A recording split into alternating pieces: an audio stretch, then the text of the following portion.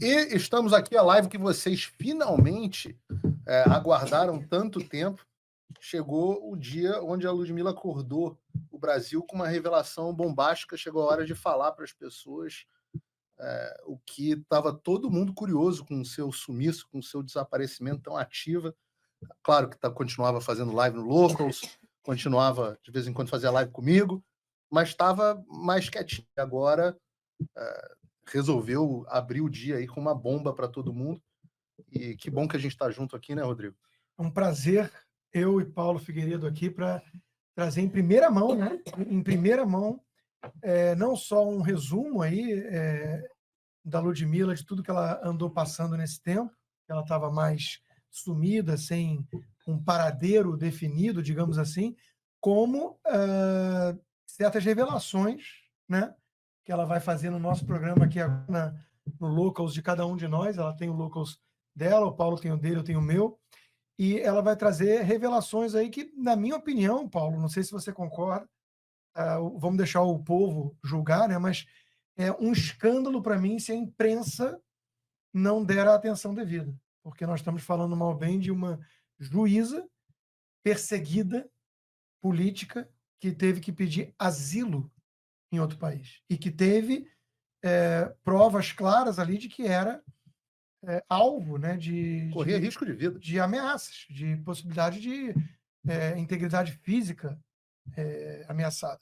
E não obstante, o sistema judiciário, talvez aí o grande pilar desse regime tirânico que temos em curso no país hoje, ignorou. Então, acho que nada melhor do que a própria Ludmilla para explicar, né? Eu fiquei na dúvida, Ludmilla, porque uma dúvida que eu sempre tinha era se o corporativismo do judiciário era mais forte do que o corporativismo ideológico. Mas o seu caso mostrou que não. Não, de jeito nenhum. Conta pra gente, Lud, o que aconteceu com você nesse processo, desde quando isso começou? Dá um princípio, meio fim um pouquinho pra gente aqui, principalmente para as pessoas que não estavam tão cientes. Acho que talvez valha a pena. Lud, conta pra gente um pouco o que você fazia, né? Você era juíza no Brasil? Dá uma palhinha para quem não te conhece tão bem assim. Então, só vou me apresentar para quem só tomou conhecimento da minha pessoa hoje. Meu nome é Ludmilla Lins Grilo. Eu sou juíza aposentada do Tribunal de Justiça de Minas Gerais. Eu sou carioca, mas eu passei no concurso para juiz de direito em 2012 no Tribunal de Justiça de Minas Gerais. Então, eu ocupei esse cargo por 10 anos e fui aposentada compulsoriamente nesse ano de 2023, né, ano passado, no caso. Então, foram 10 anos de magistratura que eu exerci, e os últimos foram anos bem conturbados, porque eu simplesmente achava muito desonroso pessoas do direito se calarem diante de todo o absurdo que estava acontecendo, que está acontecendo no Brasil. Então, uma coisa, por exemplo, se você é um cabeleireiro, tudo bem, você vai ali, você vai fazer cabelo, você vai cortar cabelo. Se você é barbeiro, você vai fazer barba. Se você é costureira, você vai fazer ali, vai costurar suas roupas. Mas eu era uma juíza. Então, juízes, advogados, promotores de justiça, delegados, professores e especialmente professores de direito, essas pessoas, elas tinham, a meu ver, tá? A meu ver, de acordo com os meus princípios morais, tinham o dever de se manifestar publicamente sobre o que está acontecendo no Brasil. Então, por exemplo, se você é cabeleireiro, você não vai ter o conhecimento necessário, né? Pode ser até que tenha, eu conheço gente que tem até bastante conhecimento na área jurídica, Cabeleireiro porque sabe acontece. muito. Ele conversa com gente o dia inteiro. Escuta de todo mundo. Exatamente. Exato. Antes de você continuar, eu queria que você dissesse o que está acontecendo, então, que juristas estão ignorando. É a morte do Estado de Direito, é isso? A morte do Estado de Direito, que não é de agora. Se tem uma coisa que me irrita, é o pessoal que fala aquela frase assim: olha, já estamos em uma ditadura. Mas peraí, já? A meu ver, a gente está numa ditadura pelo menos desde 2019. Como assim já? Já? Ah, ou o Brasil está virando uma ditadura. Espera aí, meu amigo, mas onde você esteve nos últimos 4 anos, nos últimos 5 anos? A ditadura já começou em 2019. Os absurdos já vinham desde antes. Eu lembro que eu tinha um texto de 2016. O Alexandre de Moraes nem era ministro do STF ainda nessa época. O PT ainda odiava o Alexandre de Moraes naquela época. É, exatamente. Só que a gente já via ali alguns ativismos inaceitáveis. Eu tenho até um texto publicado no Facebook. Aliás, todas as minhas redes sociais no Brasil estão bloqueadas pelo Alexandre de Moraes. Não tenho nenhuma acusação contra mim, eu não respondo a nenhum processo, nada, nada, nada, nada. Simplesmente derrubou as redes e sentou em cima do processo e acabou e ficou por isso mesmo. Acho que Simples ninguém assim. aqui tem rede social mais Ninguém no tem Brasil. rede social. Nenhum dos três. Estão vendo E, três e pessoas. pelo crime de opinião. Crime de opinião. Todos nós, né? Nós, 2 jornalistas, né? E uma juíza que se manifestava publicamente e, com base nisso, começou a ser perseguida. Quando foi que você percebeu, Ludmila, que havia essa tentativa de te calar e assassinar a sua reputação? Olha, isso já tem muito tempo, mas depois que eu consegui uma proeminência maior nas redes sociais, isso se intensificou. Isso foi bem claro, porque conforme eu fui aumentando ali a minha base de seguidores, de pessoas que me ouviam, pessoas que gostavam de me ouvir, que confiavam nas coisas que eu falava, conforme isso foi aumentando, o ódio também, o hate também foi aumentando proporcionalmente.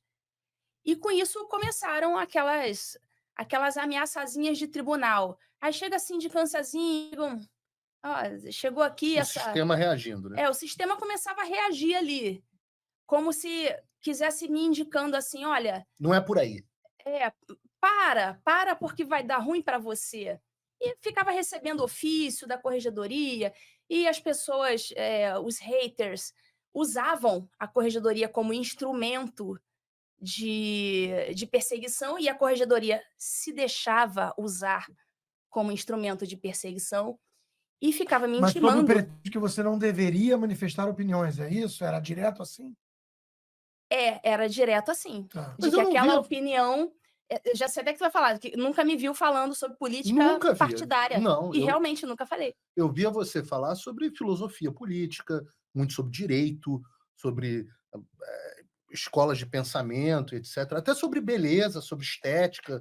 Mais Sim, por os uma assuntos parte. eram variados. É. Quem acompanhava o Instagram, aliás, eu abri um Instagram novo hoje, tá? Ludmila Grilo 2. Ludmila com L só, Grilo 2. Então sigam aí as pessoas. Bora Instagram seguir, porque novo. isso é uma prova de resiliência, né? De que o Alexandre persegue, manda caçar as redes sociais, o sistema te aposenta de forma compulsória e precoce, e a gente mostra exatamente essa resiliência. O maior exemplo dessa resiliência É o Alan dos Santos. é o Alan dos Santos, que conta está na 38. 38. Conta Eu 38. estava desatualizado, eu ia falar 36 ou Que, assim. aliás, ele foi Não, convidado para estar aqui hoje, Não. só que ele não pôde vir, mas ele foi convidado. E aí conta, aí você chegou nesse limite, então, de que partiram para o ato em si, que foi te aposentar. Como é que foi esse momento na sua vida? Ah, mas até aposentar aconteceu muita coisa. muito. Aconteceu Quando foi muita que você coisa. publicou o Inquérito do Fim do Mundo? O Inquérito do Fim do Mundo foi 2020. 2020. Então, é uma Era trilogia, você né? que- É uma trilogia. Começa com o Inquérito do Fim do Mundo. Depois vem um livro chamado Sereis como Deuses. E o terceiro livro da trilogia é o Suprema Desordem, que eu, inclusive, no dia da minha audiência no CNJ, eu peguei o Suprema Desordem durante a minha fala na frente da ministra Rosa Weber e sacudi o livro, assim, na frente da câmera. E para quem não conhece, é uma trilogia com vários autores Com e vários vários juristas autores. renomados. Né? Temos o advogado Emerson Grigoletti, temos o procurador E Marcelo abraço, Rocha Monteiro. Marcelo Rocha Monteiro, que tem vários nomes de Doutor peso, Marcelo Rocha Monteiro. né?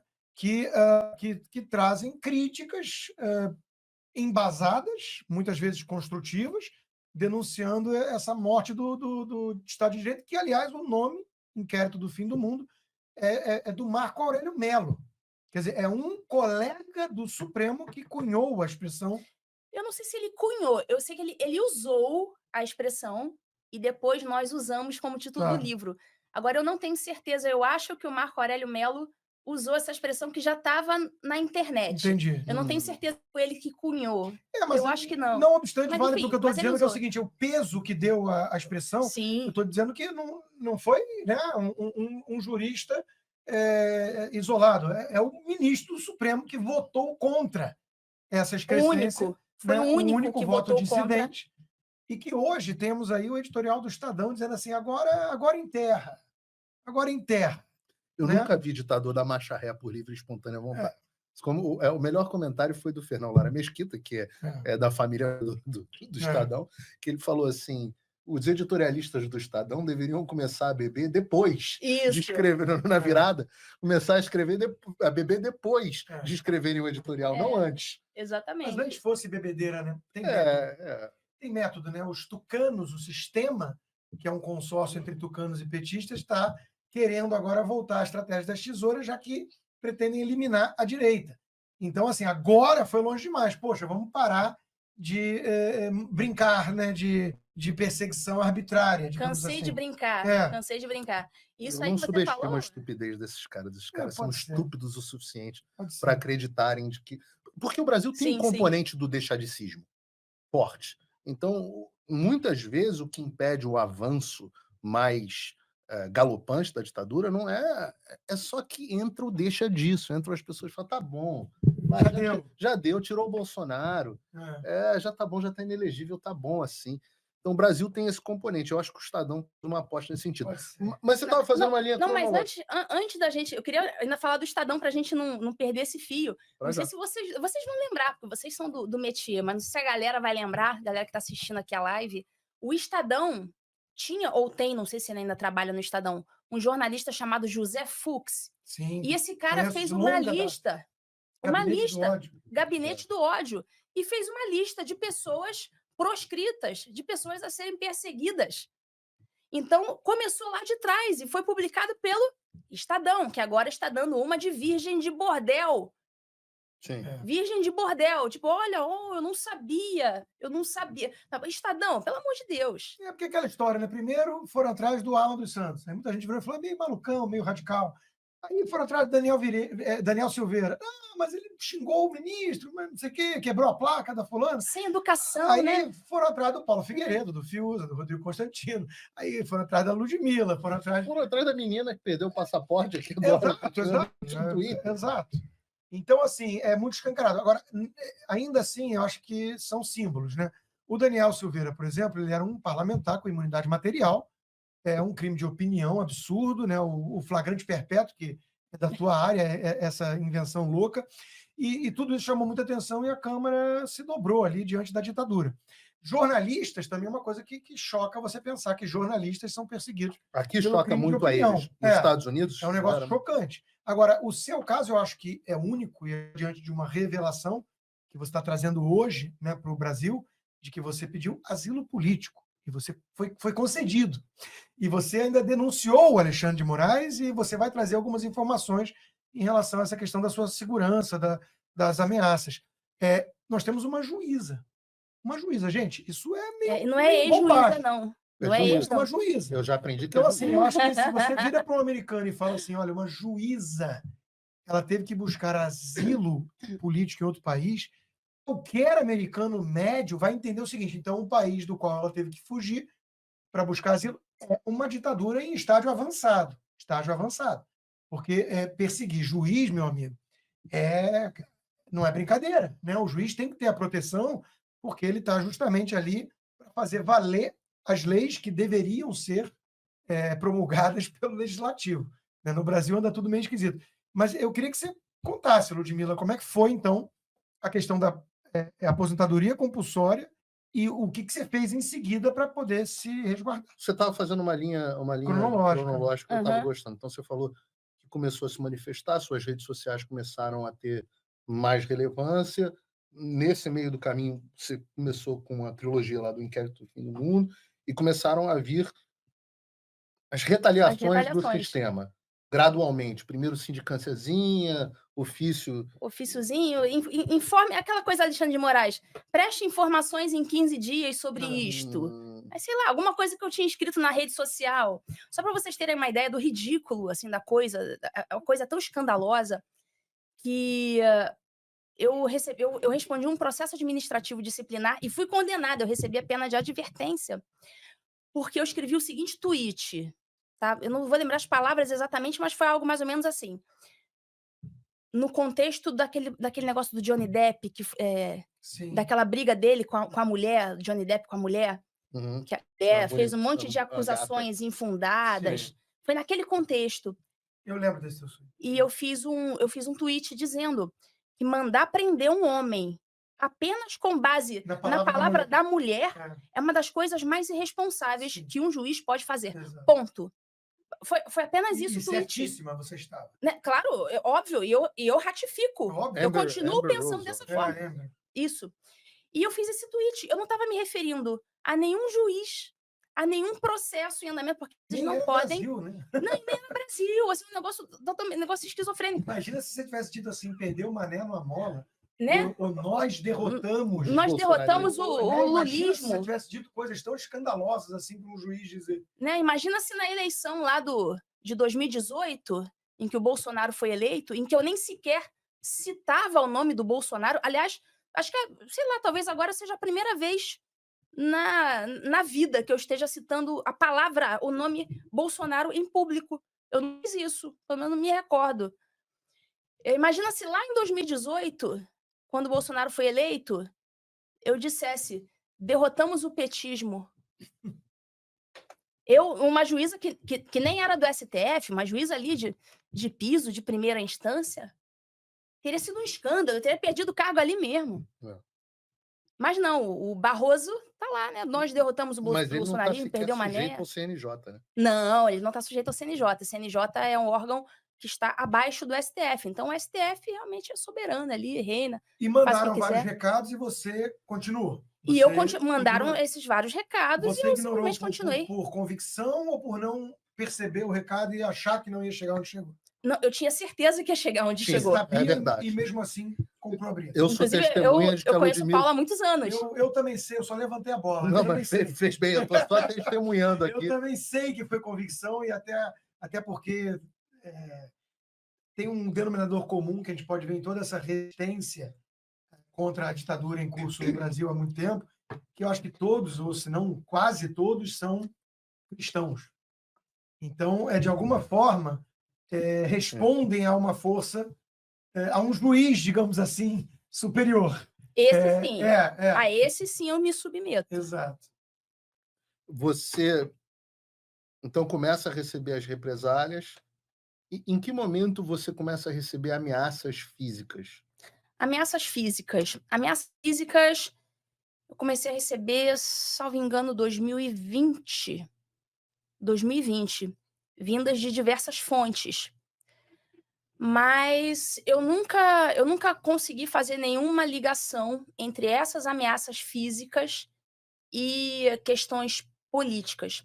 Eram mais... Porque você atuava também na área criminal, né? Você achava que era mais sim. ligado aos casos que você julgava. Não tinha nada a ver com a minha função de juíza. Tinha a ver com o quê? Com a minha exposição nas redes sociais. Então, eu tive alguns problemas com seguidores obsessivos. Porque o fato de você ser uma mulher bonita, isso gera em pessoas perturbadas um interesse ainda maior, né? Então, não somente por isso. Por exemplo, um deles foi feito um estudo, eu te mandei. Aliás, em breve vocês vão tomar conhecimento também do estudo do GSI, do Tribunal de Gerais. O Rodrigo também recebeu, mandei para o Rodrigo. Tem algumas pessoas que já receberam. Obviamente, eu omiti os dados sensíveis ali, mas a conclusão do GSI, que é o setor ali de inteligência e segurança institucional do Tribunal de Minas Gerais, eles fizeram um estudo pormenorizado, até do psicológico dessas ameaças que eu recebia, de vários homens, não teve nenhuma mulher, né? Todos eles eram homens, de vários homens diferentes, e eles concluíram. Vocês em breve vão tomar conhecimento disso, vocês vão ver que isso... Eu guardei a 7 chaves esse documento, Mas agora chegou a hora desse documento vir a público. Eles Em concluíram que que a ameaça era crível, que É, havia perigo. era Mais até, né? mais do Foram que mais crível, contundentes do que. É. eram muito contundentes. E além de recomendar a escolta, tal, porque sempre nesses casos se recomenda a escolta. Mas mais do que escolta, eles recomendaram expressamente, assim, de forma, né, explícita, que eu não tivesse a minha localização física conhecida do público. O que isso quer dizer? Que eu não poderia comparecer ao fórum. Então eu teria que trabalhar de outro lugar. E assim eu fiz, né? Obviamente que eu ia proteger a minha vida. E pouco me importa se iam deferir ou não um trabalho por videoconferência. Pouco me importa, se eles não deferissem, eu ia continuar trabalhando à distância para proteger a minha vida. Isso foi um documento elaborado pelo próprio Tribunal de Justiça, pelo seu setor de inteligência, pelo GSI. E isso é relevante para o caso da sua aposentadoria compulsória? Não, Porque não usaram não, qual foi o porque pretexto não, para te a aposentar? aposentadoria compulsória foram outros fundamentos, foi só coisas relacionadas à internet. Isso foi utilizado para queimar a minha reputação profissional, porque o que eles fizeram? Eu fiz um requerimento formal, embasado nesse documento do GSI, e pedi autorização para teletrabalho, como vários servidores têm, E a juiz maioria dos tem, juízes, a maioria dos juízes juízes, hoje estão vários fazendo trabalho, teletrabalho. teletrabalho e tal. Pós-pandemia, Pode- inclusive, né? E achei que, até porque se isso não for um fundamento razoável para você justificar o teletrabalho de alguém, qual que é o fundamento que vai ser? Só para deixar claro para as pessoas que estão assistindo, a gente está falando de um documento emitido pelo Gabinete de Segurança Institucional do Tribunal, emitido por um tenente-coronel e por um capitão, se não me engano, da polícia. Os dois, da Polícia Militar, Polícia Militar. os dois atestando categoricamente de que a sua vida estava em risco e que o indivíduo era mentalmente instável. Os indivíduos, né? Os indivíduos, hoje no plural, que te colocavam em ameaça, eram mentalmente instáveis, que havia um perigo iminente Uhum. de um ato físico contra você, e foi com base neste documento que você pediu autorização do teletrabalho. E daí o que veio? Essa questão do assassinato de reputação profissional. Então, só complementando, um desses indivíduos, inclusive, que teve o psicológico dele estudado pelo GSI, já chegou a ameaçar uma outra mulher. Eles estudaram o perfil psicológico desse rapaz, desse homem, mais ou menos uns 40 e tantos anos, e ele tinha essa obsessão por mulheres fortes. Por exemplo, delegadas de polícia, médicas, mulheres que ele enxerga empoderadas. Isso aí. Ele tinha uma fixação por esse tipo de mulher, e eu era uma dessas mulheres da lista dele. E uma dessas mulheres, que era uma médica, ele chegou, inclusive, ele responde inquérito por isso, por ter viajado até a cidade da mulher, armado, e ter se colocado na porta do posto de saúde, onde a médica trabalhava, fazia ameaças e assédio sexual, assim, explícito, umas coisas...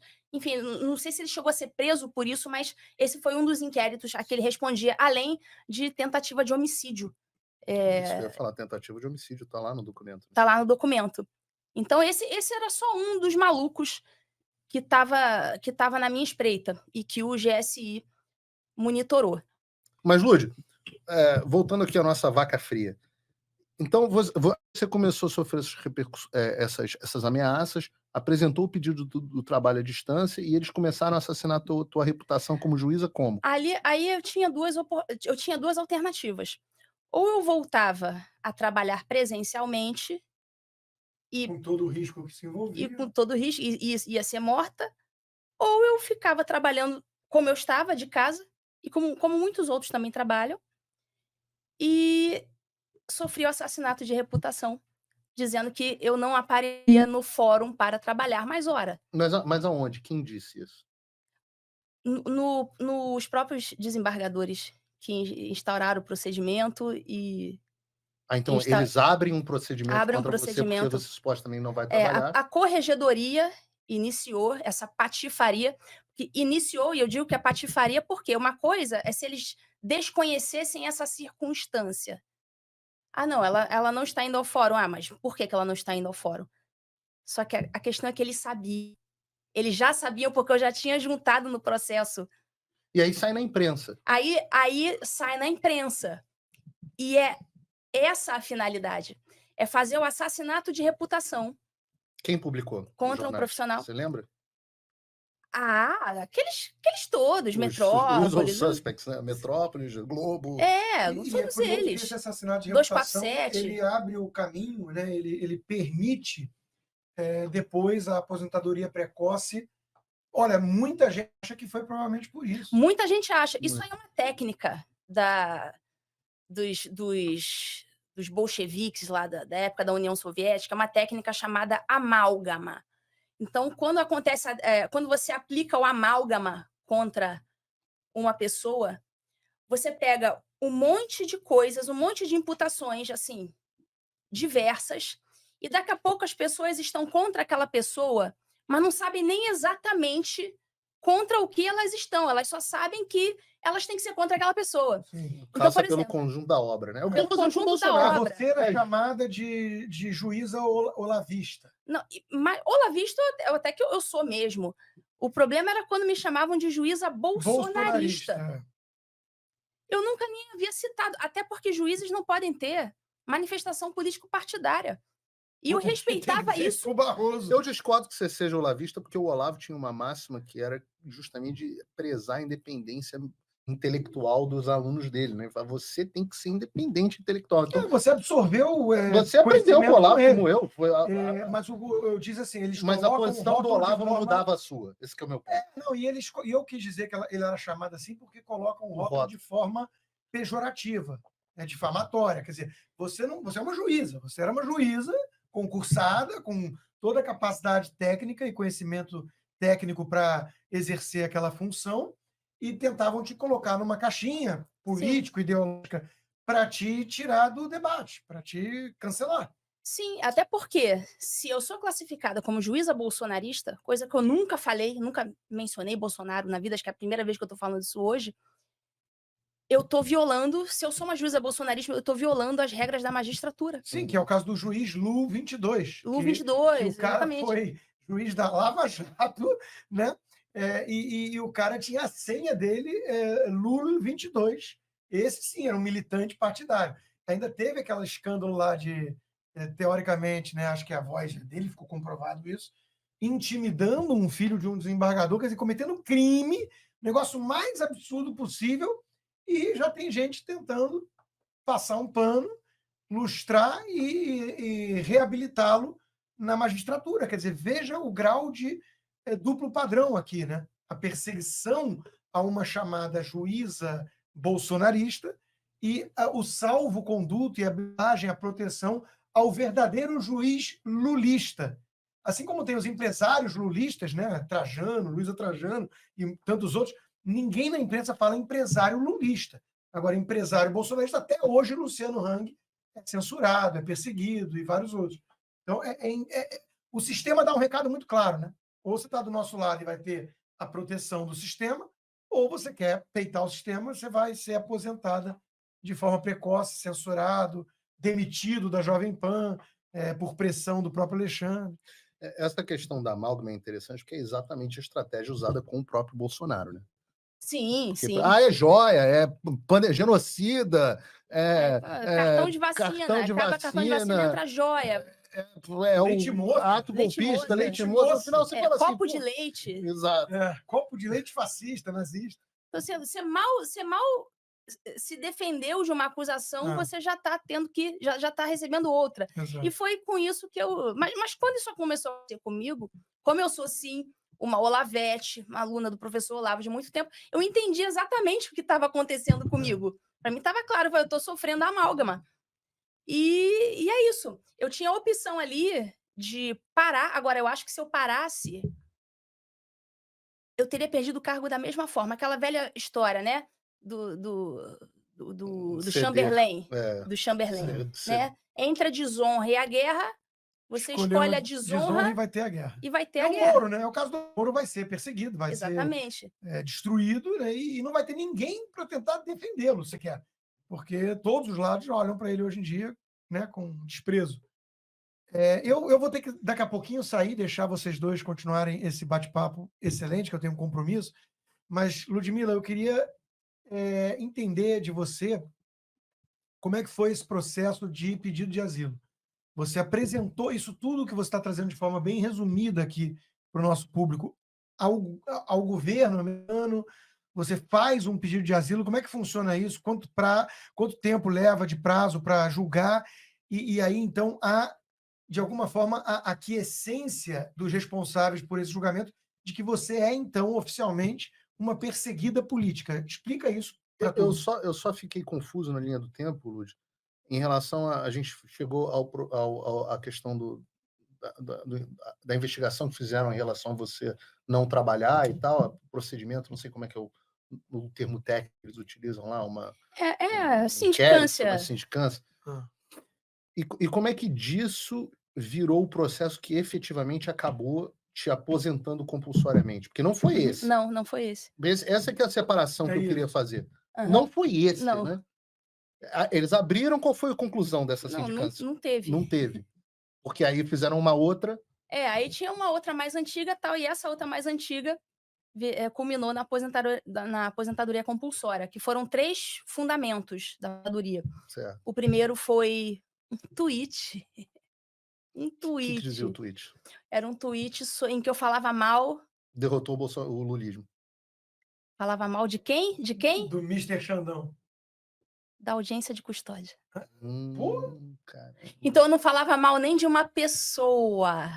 Eu falava mal de um instituto processual. Que na época nem era codificado em forma de lei, né? Eu não lembro de que ano que foi o meu tweet. A audiência de custódia, ela começou a ser aplicada de forma ilegal.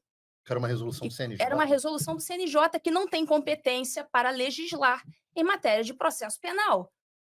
Qualquer... Foi o Lewandowski, um dos principais, né, responsáveis por esse troço, se eu não me engano. Eu lembro na época ele presidente Foi 2015. do STF, eu lembro 2015. dele chancelando isso, indo na primeira audiência de custódia para ouvir os presos e tudo. Engraçado que os bolsonaristas não merecem muito isso, né? No 8 de abril está com problema de ausência de audiência de custódia. Mas, enfim.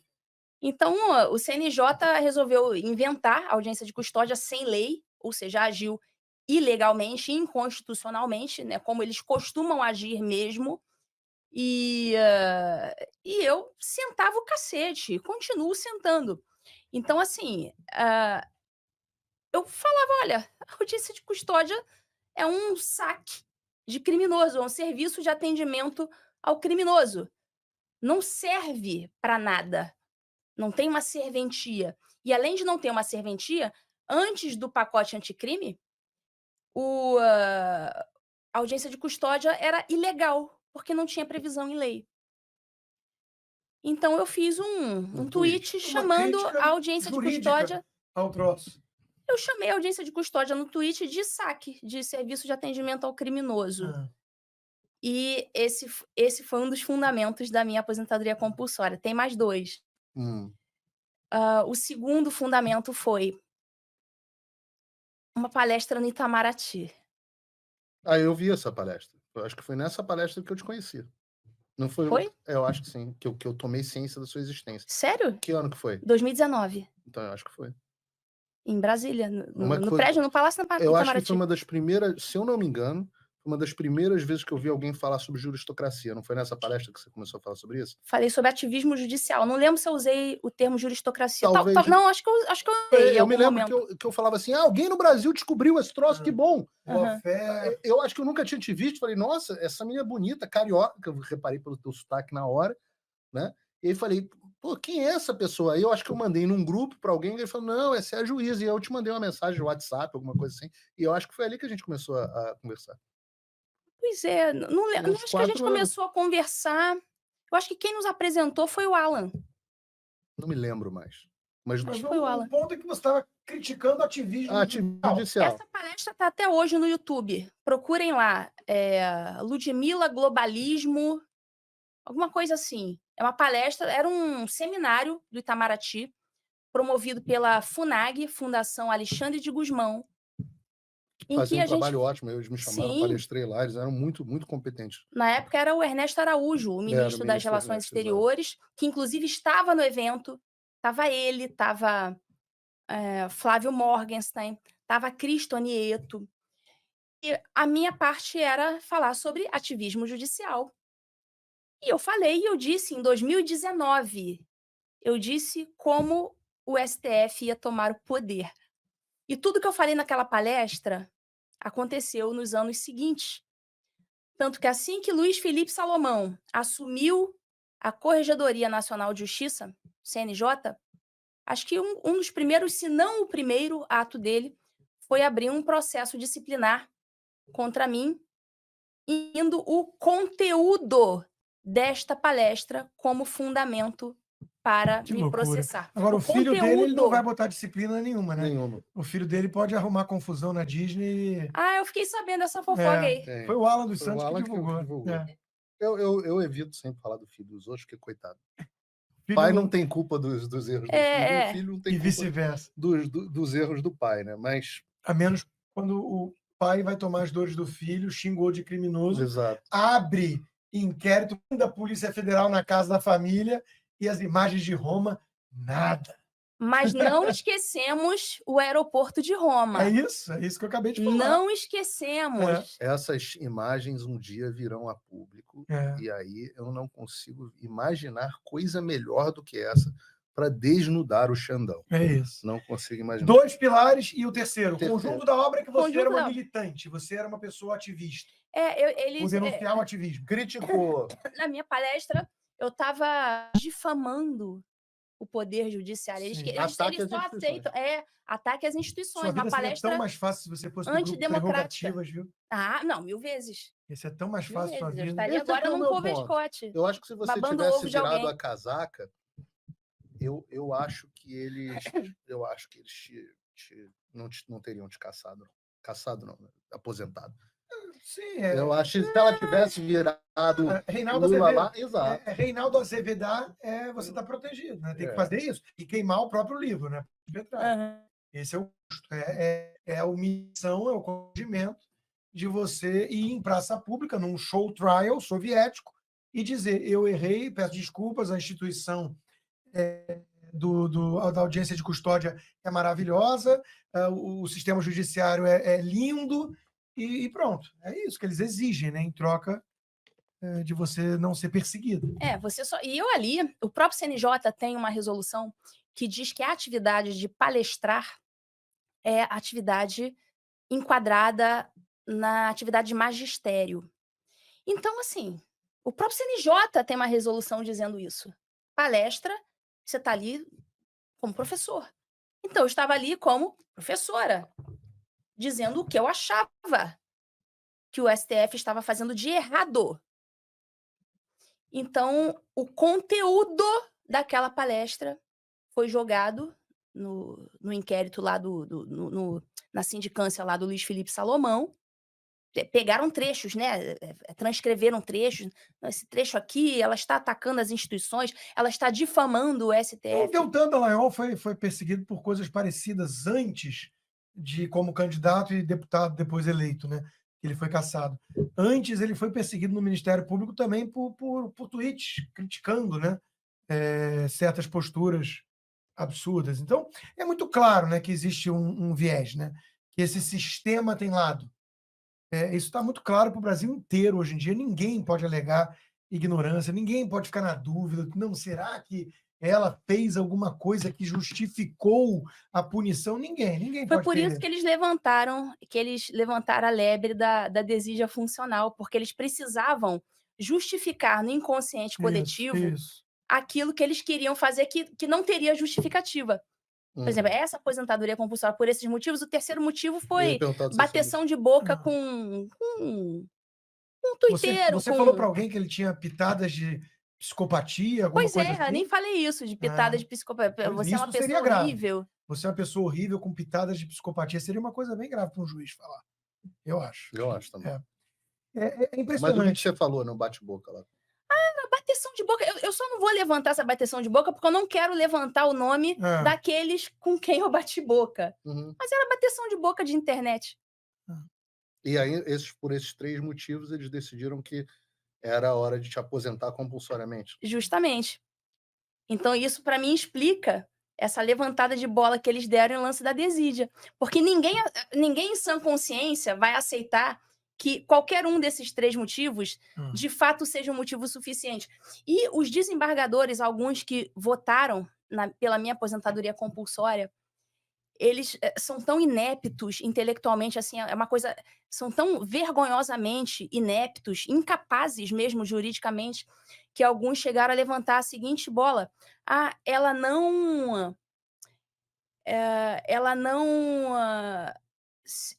se enquadrou nas 2 advertências anteriores que ela levou. Só que todos os fatos que foram julgados na minha aposentadoria compulsória são fatos anteriores àqueles que ensejaram as advertências anteriores.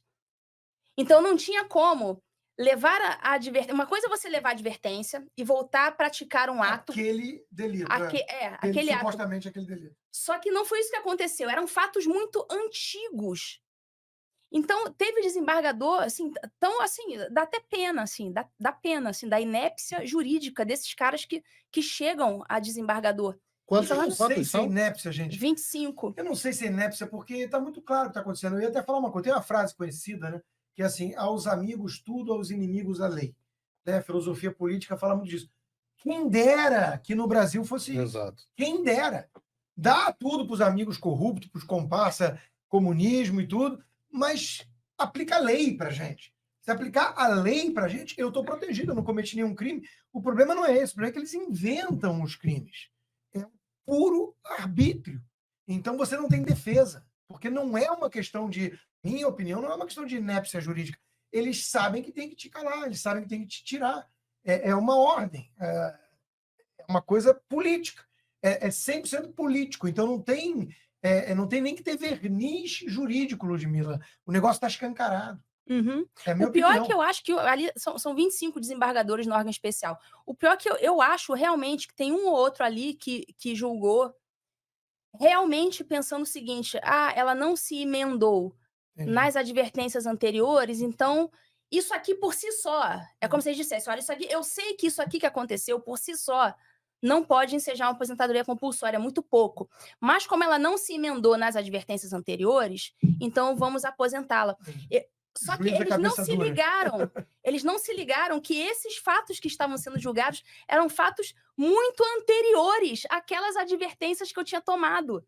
Os caras, assim, é o básico do básico. Os caras, assim, têm um intelecto, assim, de uma lagartixa. É um negócio realmente vergonhoso.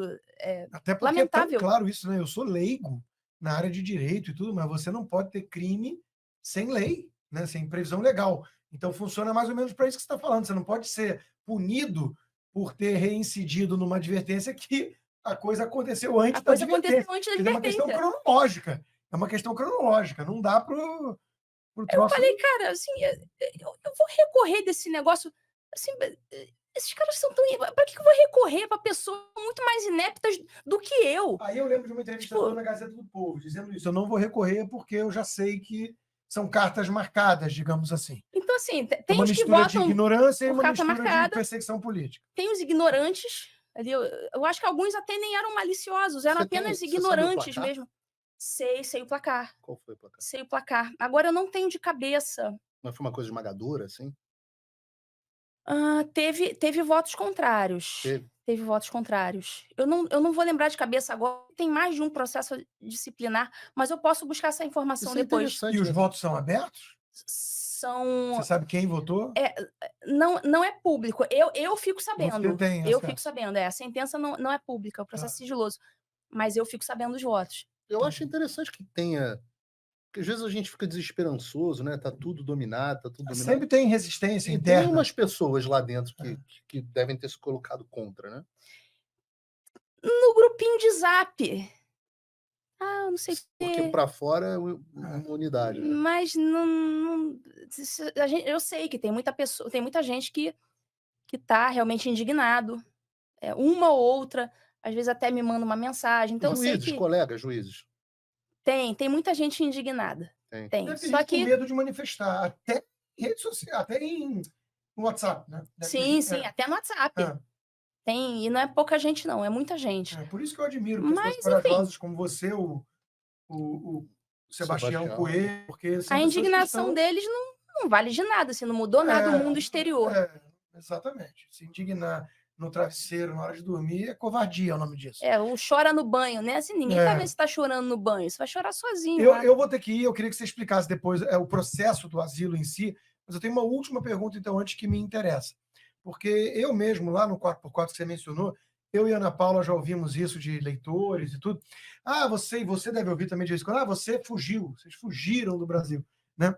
Tem gente que acha que pode voltar a hora que a gente quiser, né? Não sabe nem do cancelamento do passaporte e tudo mais. Fez aniversário de 1 ano. 1 ano agora. Então a pergunta é a seguinte, Ludmila, qual a importância, você que além de tudo é estudiosa do comunismo, qual a importância do movimento de resistência fora do país onde está a ditadura? Porque eu acho que tem brasileiro que não se dá conta disso, né? Hoje, por um acaso, eu almocei com 2 senadores, que obviamente são do nosso lado, né? Estão preocupadíssimos com o avanço dessa ditadura, esse arbítrio do judiciário, e eles estão lá na linha de frente, no parlamento, no Senado brasileiro, comprando as brigas. Mas eles entendem a importância de jornalistas, agora de uma juíza que vem dar voz ao mundo para dizer, olha, eu sou uma pessoa em exílio, eu tenho asilo político, eu não posso exercer a minha profissão porque eu sou perseguida no meu país. Isso, para mim, é fundamental para movimentos de reação, digamos assim. Pode ser que não seja amanhã, pode ser que seja uma coisa mais de médio e longo prazo, tomara que não, mas eu queria que você dissesse qual a importância que você vê para esses movimentos de resistência, agora que você está aqui, que grau de liberdade isso te deu? Quando saiu o asilo, como isso muda o que você pode dizer e como você pode se portar em relação a esse sistema que te persegue no nosso país? Então, como você falou, a gente estuda isso há muitos anos e a gente já sabia que o Brasil ia chegar nesse ponto. A gente já está dizendo isso há muito tempo. Olha, não vai parar no Alan dos Santos. Tanto que agora até aquela moça que ninguém nem conhecia, assim, a moça acho que da Flórida, esqueci o nome Flávia dela, Magalhães. Flávia, né? Flávia. Eu nem conhecia a moça, não é uma influencer. Ela chegou a ter 100 mil seguidores, lá tinha uma foto com o Bolsonaro, mas ninguém sabia quem era ela. Uhum. Ela não é uma jornalista, ela não é ninguém do ponto de vista do cenário, né? É uma cidadã patriota que foi chamada na salinha. Então tá chegando no cidadão comum, e a gente usou isso há quantos anos? Não vai parar no Alan dos Santos. A gente estuda como funciona esses movimentos ditatoriais, a gente sabe que é dessa forma que funciona. Por isso que até o Rodrigo perguntou, ele já sabia da resposta, mas é óbvio que eu sabia o que ia acontecer comigo. Eu tentei fazer alguma coisa enquanto dava tempo, mas eu sabia que se não desse, eu teria que me pirulitar do país, que foi o que eu fiz, e não foi de agora. Eu vim para os Estados Unidos. Tem quanto tempo você está aqui, Ludmila? Eu cheguei aí não foi 30 de outubro de 2022, né? Eu cheguei 2 dias depois. Saí dia 1º de novembro. 1º de novembro de 2022. Ou seja, você está aqui há 1 ano e 2 meses. Tô mais de 1 ano. E eu ainda era juíza da ativa. Eu me lembro que você chegou a trabalhar daqui muito tempo. Eu trabalhei daqui. Eu falava, vamos encontrar, você não, tem audiência, tem audiência, exatamente. Fazendo as audiências por videoconferência, enquanto todo mundo lá dizia, a juíza não está no fórum, ela não está trabalhando. Então, você vê que é uma malícia tão, assim, descarada, né? Eu cumpri toda, eu não deixei de cumprir nem no dia em que eu cheguei nos Estados Unidos. Você era muito Caxias, eu era testemunha disso, porque que eu até achava estranho, porque eu tenho alguma experiência com o Poder Judiciário, normalmente vítima dele. E eu acho que, de um modo geral, o juiz tem uma vida flexível. Eu tive até muito cliente juiz. O cara acordava, malhava, ia lá, jogava o squash dele lá, depois voltava, fazia uma sauna, e aí à tarde chegava no fórum para trabalhar e dava uma Tá descrevendo olhada. a vida do Alexandre de Moraes, malhando lá com os militares? Você que está falando do Alexandre, eu só estou citando aqui. Alguns malham na academia dos militares. Aí você não enxergava isso em Teve um mim. caso de um rapaz que a gente está falando de jornalista, de passaporte, de perseguição. Teve o caso do Alan Frutuoso, que chegou no aeroporto, foi detido pela Polícia Federal, e a Polícia Federal sabia que tinha que deter, Mas não Mas tinha, não- não tinha Não ordem. tinha mandado, né? não tinha mandado. Tinha Mas, ligação do Alexandre. mas aí o cara teve que ficar esperando o Alexandre chegar para trabalhar às 2 da tarde. Para assinar o mandado que ainda não existia. Retroativo. Já existia, só que existia. O Alexandre ele é mais ou menos como Deus, ele está fora do tempo. Entendeu? Então, ele está fora do tempo. O mandado já existia, ele só ainda não existia no tempo. Aham, certo, Entende? certo. Ele é um Se mandado formou gerado, mas na não cabeça criado. Perfeito, mas não criado. Gerado, mas não criado. Estava na cabeça do Alexandre, Exato. mas ele ainda não Olha, havia tudo se isso é muito materializado assustador, muito assustador. Exato. no mundo mundo real. das ideias Deus platônicas tenha piedade do Brasil. existia esse Mas enfim, mandado. aí Se você você não estranhava. dão importância a isso, uma juíza que tem que buscar asilo político, isso é muito grave. Bom, jornalistas também, né? Eu vou nessa. Rodrigo, Então, é isso aí, Ludmila. Um prazer. Rodrigo, a gente está precisando obrigada fazer aí. outro encontro, né? Boa sorte, vamos marcar. É. Vamos marcar. Já. Valeu, Rodrigo. Um abraço. Obrigada, Rodrigo. Ainda quero ficar um pouquinho com você, Lud, que eu queria entender como que você...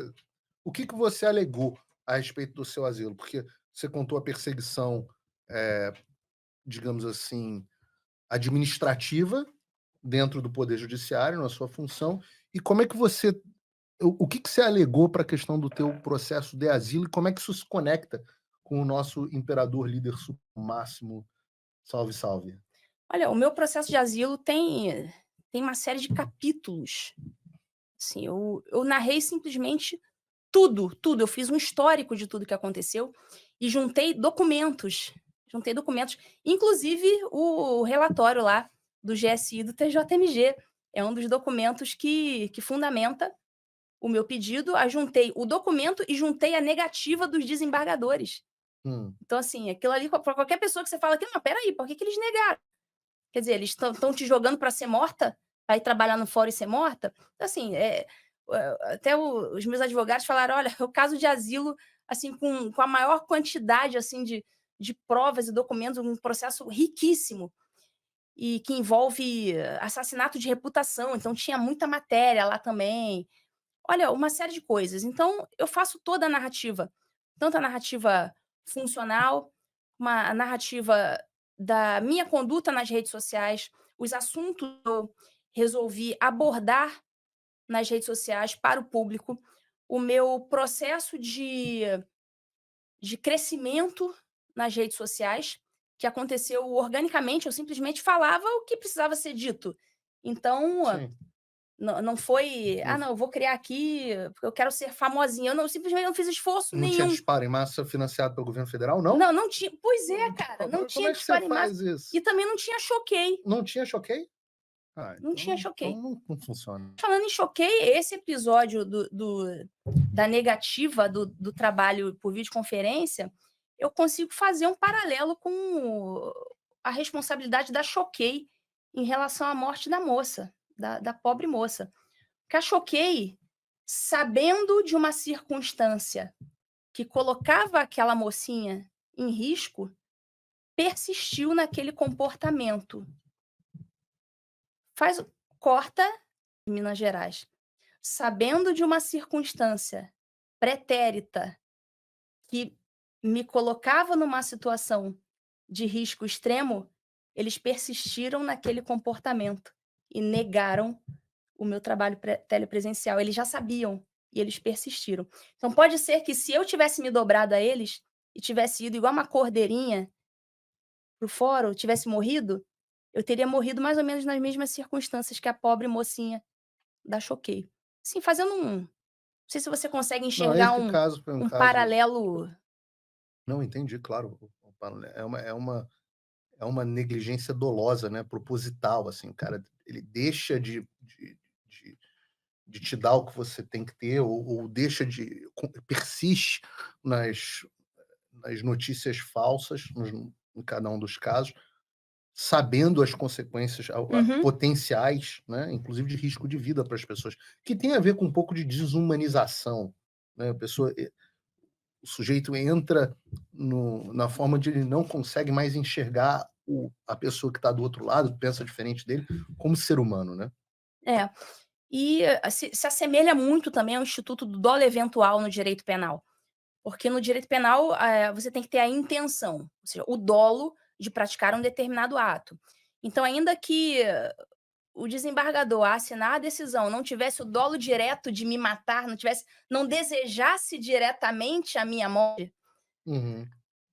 ele não se importou caso essa morte acontecesse. O E isso é pessoal está dizendo no exatamente chat, igual ao caso do Clesão, o Alexandre com o Clesão. mais ou menos isso, mais ou menos isso. É, Então a gente pode fazer traçar um paralelo com o dolo eventual do direito penal. interessante. Então, a pessoa não deseja aquele resultado morte diretamente, mas não se importa caso ele venha a ocorrer. Então foi uma decisão claramente dada, Aí você deu entrada no para teu pedido de asilo quando foi? Tem tempo já, não? eu completei a documentação em maio desse ano. Do ano passado, que a gente mudou de ano? Maio desse ano, maio do ano passado. E os documentos eles são analisados. Um processo de asilo ele dura mais ou menos uns 5 anos. É, É um pode demorar processo até muito 10 anos. demorado. É, pode demorar até mais. Mas no meu caso, houve ali uma análise, né, preliminar dos documentos que você apresenta. Sim, No meu caso, eu recebi então uma autorização de permanência nos Estados Unidos. Eu tenho número de estrangeiro, eu tenho autorização de trabalho, eu tenho sim. carteira de motorista, eu tenho tudo. Então hoje eu tenho uma vida normal nos Estados Unidos, não posso sair do território americano, estou sob proteção dos Estados Unidos. Então sou E muito a gente grata. conversou muito sobre isso, né, Lud, antes até, durante o caminhar do seu processo, a respeito de que existiam outras alternativas de visto para você além do asilo, né.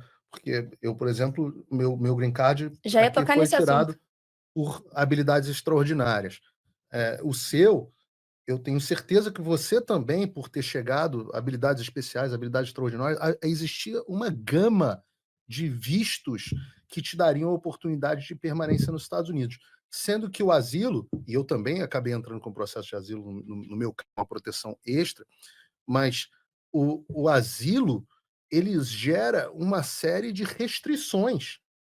Então não é, ai, que oba-oba, nossa, que maravilha, foi morar nos Estados Unidos, Vai viver o tirou American asilo, Dream. vai viver o American Dream.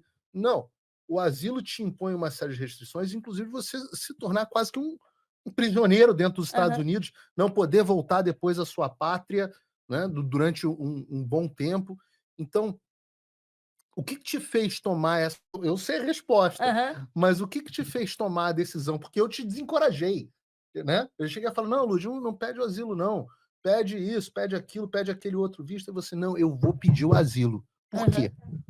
Então, havia vários outros vistos de permanência nos Estados Unidos que eram possíveis, no meu caso. Até conversando com a advogada de imigração, ela falou: "Olha, se você pegar aqueles vistos B1, é B2, habilidades extraordinárias, habilidades especiais", ela até fez comigo uma sequência de 10 perguntas, e caso eu preenchesse 3 requisitos de 10, eu teria direito ao visto de habilidades especiais. Extraordinário. Extraordinárias, né, É, enfim. Eu sei que desses 10 eu preenchia 7. Ela falou: sim. "Olha, você consegue rapidamente esse green card de habilidades extraordinárias". Que foi como eu vim, o Constantino também, é Pois é. mesmo visto.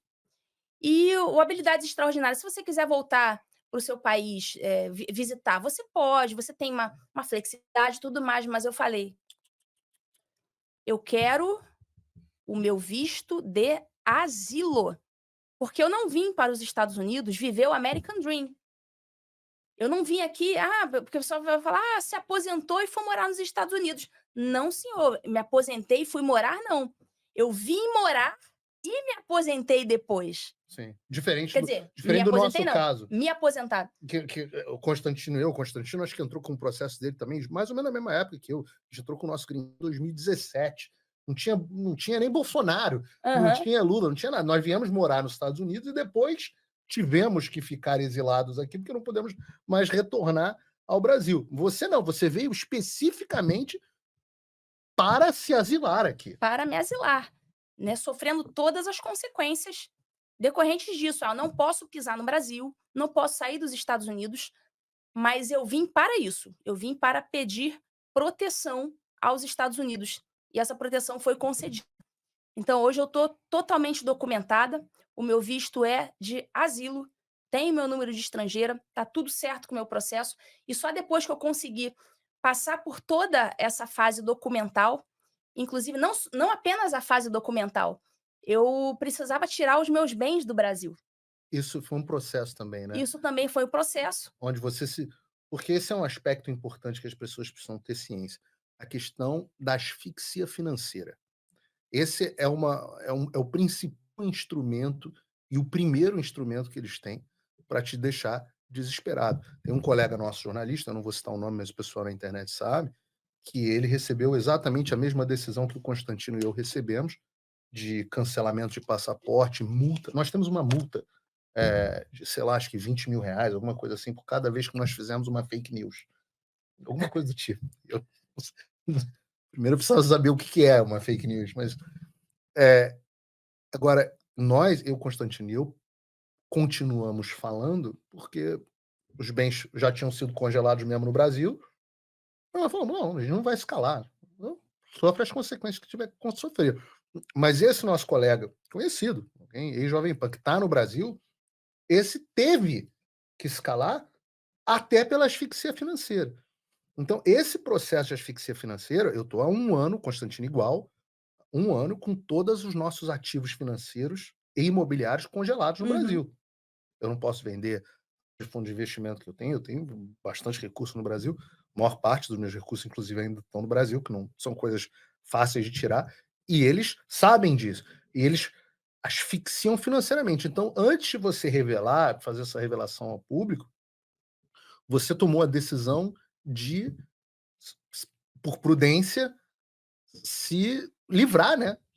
Meio que a toque de caixa de todos os seus ativos no Brasil, não foi isso? Exatamente. Então eu não só me documentei, como eu tinha vários imóveis no Brasil, eu vendi tudo e trouxe, né, transferência simples de pessoa física para pessoa física, internacional, tem conta nos Estados Unidos, e vendi os meus imóveis no Brasil e trouxe para os Estados Todas Unidos, as suas economias.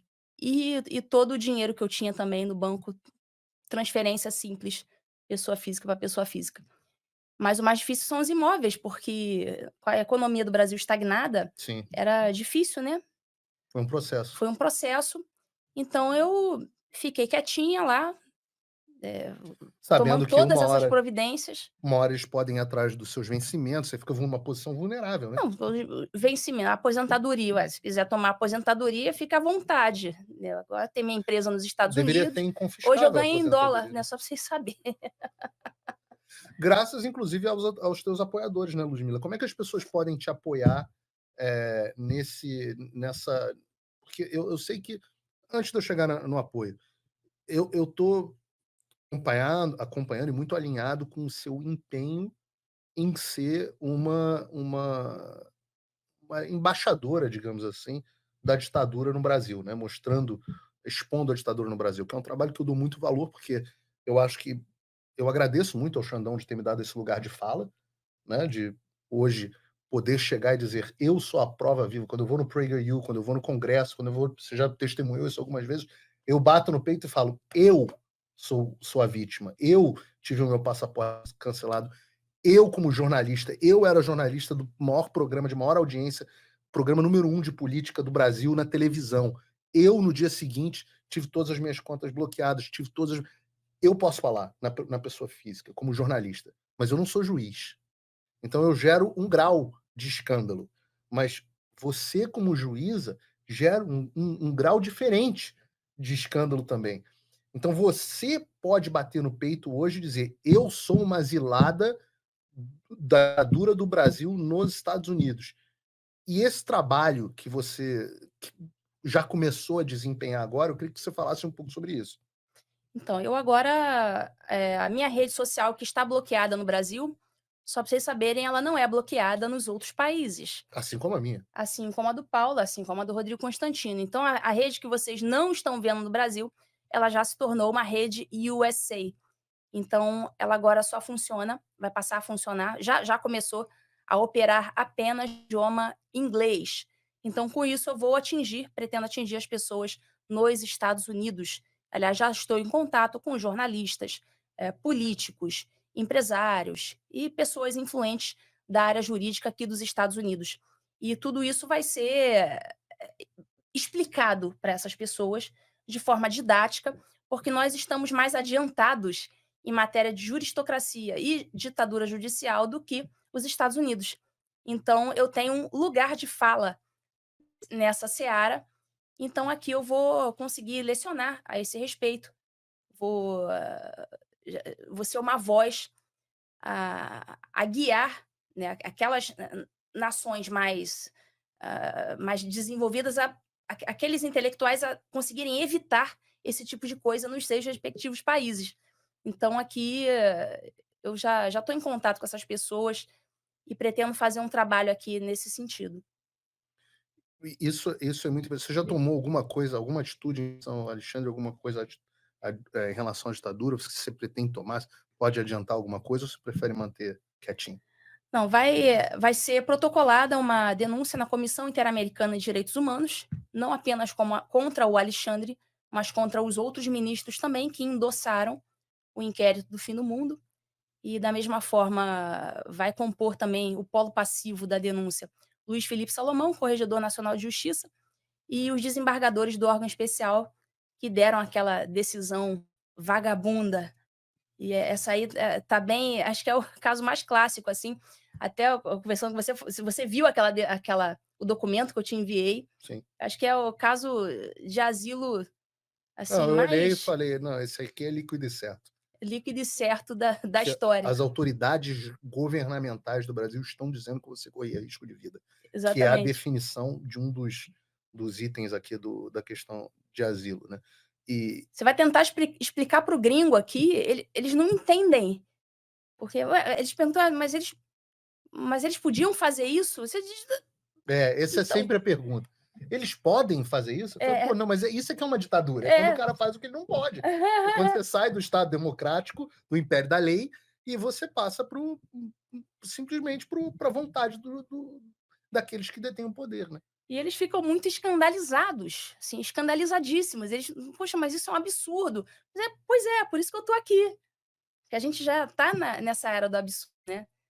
E eu eu acho que eles eu acho que eles estão escolhendo aos poucos adversários formidáveis, porque e eu digo isso porque eu vejo em você uma aliada formidável. Você tem uma capacidade, uma erudição legal, inclusive, que é única, que eles não têm. Porque você sabe que eles não têm. Eles são incapazes. Você vê as sentenças deles, até as sentenças do Alexandre, que é um cara um pouco mais. São sentenças muito ruins. Eu acho que até porque chegaram ao ponto de que, como eles podem escrever qualquer coisa, que qualquer coisa vale, eu acho que o cara vai perdendo um pouco a musculatura jurídica. Ele não precisa mais exercitar, tem alguém carregando o peso para ele. Então, eu acho que quando nós temos, nesse momento, você aqui do nosso lado, protegida pela Constituição americana, enquanto a América ainda resiste, né? ah, lutando contra eles e expondo a eles, eu acho que eles escolheram mais uma adversária formidável. E não acho que tenha sido uma boa escolha. Acho que às vezes eles menosprezam isso aí não vai dar em nada, isso aí não vai dar em nada, mas dá, né? Menosprezam porque são ignorantes. Exato. Como é que você enxerga o caminho, Ludmila? O que você acha que são os resultados? Isso é uma coisa legal de falar, os resultados efetivos desse tipo de trabalho. As pessoas estão muito desesperançosas no Brasil. Uhum. Você já notou? Todo mundo brocha. Tá todo mundo brocha. É o que o Rodrigo estava falando, né, me perguntando o que que eu espero desse trabalho, né, falando de fora. Eu acho que daqui a pouco apenas nós que estamos aqui fora poderemos falar. Já tá um pouco assim, né? Já está um pouco assim. Você tem ainda algumas vozes que estão falando, por exemplo, o Augusto Nunes, na Revista Sim. Oeste, então, a Revista Oeste, o pessoal da Gazeta do Povo, o pessoal Mas do com Brasil Sem muito Medo. mas com muitas todos eles, com muitas a Revista Oeste, não vou falar da Oeste, amo eles, todos eles, o Augusto, colega querido, colega que dividiu bancada comigo, adoro ele, pô, Oeste Sem Filtro eu amo de paixão, acho que eles fazem o melhor trabalho que a gente tem, mas eu sei que às vezes tem que tirar o pé. Eu sei que às vezes eles têm que tirar o pé. A Gazeta, eu sei de, inclusive, colunistas, o Rodrigo é o colunista da Gazeta, se eu não me engano ainda, mas eu sei de colunistas que tiveram que artigos Aham. rejeitados. Já não dá para falar tudo no Brasil. Eu não sabia dessa, da Gazeta tá rejeitando artigo. Rejeitou. Tô sabendo agora. Rejeitou. Eu posso, não sei se posso falar nominalmente, mas depois falo, para não cometer aqui. Até porque eu acho que a Gazeta faz um ótimo trabalho. Aham. Tem gente lá que eu adoro, a Cris Grêmio, o próprio meu colega, amigo Marco Antônio Costa, também faz a Sim, Gazeta. adoro os dois. São espetaculares. Mas sei que eles têm que tirar o pé. E eu digo mais, tá? Eu sento ao lado de deputados e senadores. Agora, um mês atrás, eu participei de uma audiência pública na Câmara dos Deputados e os deputados, eu fiz falei sobre as ligações da esquerda com o narcotráfico e eles falaram para mim, Paulo, se você tivesse aqui, você tinha saído preso hoje. Você fala coisas que nós não podemos mais falar. Deputados.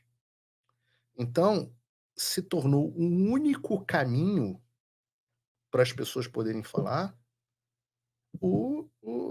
a pessoa está no exterior. E o brasileiro que está no exterior, o brasileiro que está preso lá no Brasil, ele vai ter que tomar a seguinte decisão. Ou ele vai dar um jeito de ter acesso àqueles que estão no exterior e que podem falar o que precisa ser dito, ou ele vai viver sem informação. E aí não tem solução para uma sociedade que não se informa. Vai viver É igual a na Coreia do Norte. intranet do Alexandre de Moraes. É a intranet do Xandão. E é por isso que o cara tem que ter. O cara tem que ter VPN. A gente foi pro Rumble e pro Locals. Você acha que nem chegou a abrir o Rumble, não deu tempo. Não deu tempo.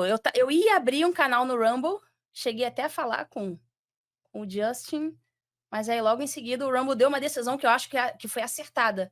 Você achou acertada? Eu achei acertada. Para quem não acompanhou, o Rumble, que é o maior concorrente do YouTube, que é dono do Locals, é a rede controladora do Locals, o Rumble decidiu, uma rede que eu estou falando com milhões de pessoas, o Rumble não é uma empresa de fundo de quintal, o Rumble é uma empresa de capital aberto com um valor de mercado de $1 bilhão. Eles decidiram, ao receber uma ordem de silêncio, de cancelamento do Alan dos Santos, o Rumble tomou a decisão de falar assim: nós não vamos cumprir, isso é um absurdo, nós não censuramos criadores de conteúdo, e se esse é o que está valendo no Brasil, infelizmente, nós não vamos mais fornecer serviço para o Brasil. E eles não estão no Brasil, eles não estão sujeitos à lei do Brasil, né? Ou melhor, até porque o Marco Civil da Internet diz que a empresa não precisa ter sede no Brasil, né, para poder operar lá. Mas o Alexandre fez uma ameaça dizendo que eles tinham 2 horas para retirar o Alan dos Santos ou eles seriam derrubados. Foi uma série de ameaças até que chegou a esse ponto e eles resolveram tomar essa decisão. Obviamente foi uma decisão que me prejudicou. O cara destruiu tudo que eu tinha construído. Eu fui lá, levantei. Construiu de novo. Deixa eu pegar um tijolinho de novo. E vamos fazer isso quantas vezes for, né? Isso aí. Inclusive agora eu vou passar a fazer isso. Agora com a revelação do meu asilo, vou passar a adotar o método Alan dos Santos a partir de agora.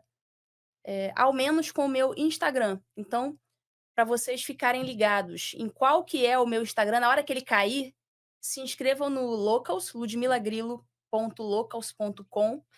As pessoas estão podendo te apoiar no Locals também. Sim, pode apoiar no Locals. Então, o Locals você pode se inscrever gratuitamente. E tem um monte de conteúdo gratuito Tem no um seu monte Locals. de conteúdo gratuito, maneiro, tem live, tem textos, né, artigos. E tem o conteúdo, claro, eu dou moral para quem me dá moral, né? O pessoal chega junto, financia o canal e eu faço uns conteúdos exclusivos também para os apoiadores, né, ou patrocinadores. Então, se você não tem condição de ser um patrocinador, não tem problema, se inscreve gratuitamente, porque dessa forma você vai receber os meus e-mails direto na sua caixinha de e-mail. Então, se eu criar uma nova rede social, eu vou te avisar lá no seu e-mail e você vai saber aonde que você vai me achar. Então, agora eu sempre vou ter Instagram. Caiu um, eu vou criar outro e assim sucessivamente. E cada um que Como eu cair, estou fazendo. como o Paulo está fazendo.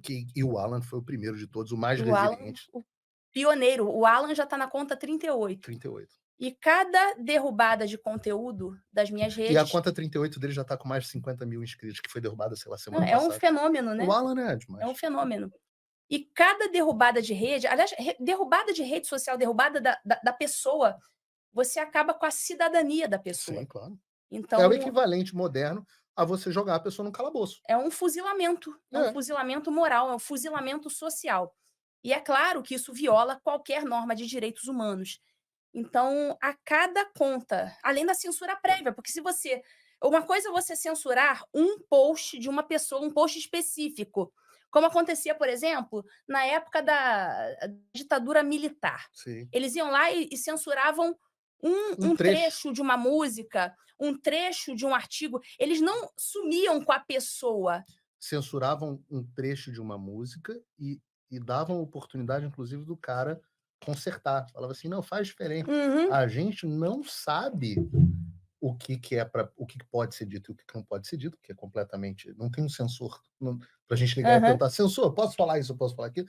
Mas mais do que isso, essa live, por exemplo, não é até isso, o meu estudo bíblico que eu faço aos domingos, estudo bíblico, o meu canal recebo um e-mail dizendo assim, o do YouTube, dizendo, o seu conteúdo foi restrito no Brasil por conta de uma ordem judicial que nós recebemos e avaliamos. Mas quando eu abro a live, antes de eu começar, quando eu crio a live de um estudo bíblico, vem um YouTube dizendo, nós recebemos uma ordem do Supremo Tribunal Federal para censurar este conteúdo desta live. Eu falo, mas como? Se nem aconteceu. E é uma live de estudo bíblico. Eu não vou falar de política, não. E ainda assim ela é derrubada. Então é a censura prévia, assim. É, o fuzilamento virtual, né, de pessoas físicas, você impede uma pessoa física de ter um perfil de rede social, isso é a famosa censura prévia. Porque você está censurando a pessoa para o que ela já falou antes e iria falar depois o que você não sabe o que ela iria falar. Então, o fuzilamento virtual é óbvio que é uma violação de direitos humanos. Isso aí, a gente vai atacar isso aí também. E tudo fica registrado, né? Qual o efeito disso, Ludmila, na sua opinião? Todas essas denúncias, todo esse trabalho de palestra, conscientização, etc. O que você acha que resulta disso?